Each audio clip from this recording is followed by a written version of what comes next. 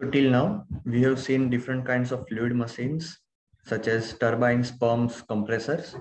And in all those, we have seen a very common part, which were like in any common general system for fluid machines, we have stators and rotors. So stators for turbine is a nozzle. That's a stationary part. So we'll study the nozzles and different kinds of nozzle right now. So these are very specific things. This is a steam nozzle, specifically for things related to nozzles working fluid as water. We are not studying right now. So let's come to nozzle in detail. So for nozzle, which is having high pressure at the inlet, high static pressure at the inlet is converted to high velocity, that is momentum at the outlet. So we have converted static pressure to dynamic pressure or kinetic energy.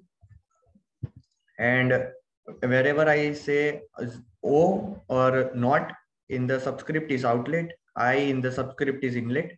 So for a nozzle, always the outlet pressure is less than inlet pressure and outlet velocity is greater than the inlet velocity. That's the purpose of the nozzle. Now let's come to different types of nozzle. So first is a converging type of nozzle. So till now we have seen only this type of nozzles in your studies. So wherever we think of nozzle, it's always of converging type or converging cross-sectional type. So let's see. We have inlet and VI and PI as the inlet velocity and inlet pressure, P0 or P0 and V0 as the outlet pressure and velocity.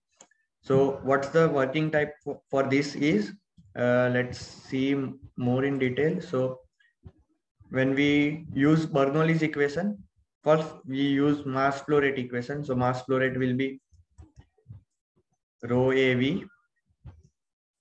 So since the area is reducing, and let's assume the density remains constant. So since the area is reducing, the velocity increases. And then we use Bernoulli's equation, where we have static pressure plus dynamic pressure plus potential energy, or the the elevation head is constant.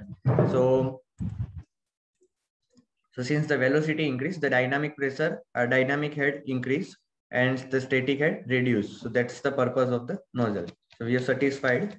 But when we comes to diverging type of nozzle, they are used for compressible flow, because we can see that in the diverging type of nozzle, the area of cross section is increasing. So this area is increasing.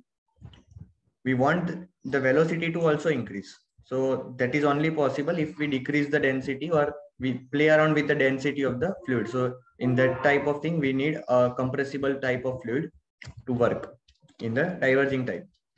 And there are specific applications of diverging and converging nozzle. So depending on the flow regime, that is subsonic flow or supersonic flow, we use different types of nozzle.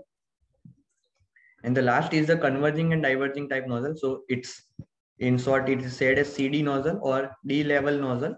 So over here, we first have a converging type of cross section, a constant cross sectional area, which is called as throat, and then a diverging type of cross section. So this combined makes one nozzle. And where are these used? We'll also discuss about them in later part.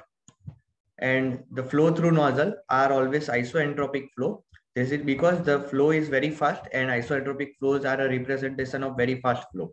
So we'll stop over here. In the next video, we'll have stagnation properties explained in detail.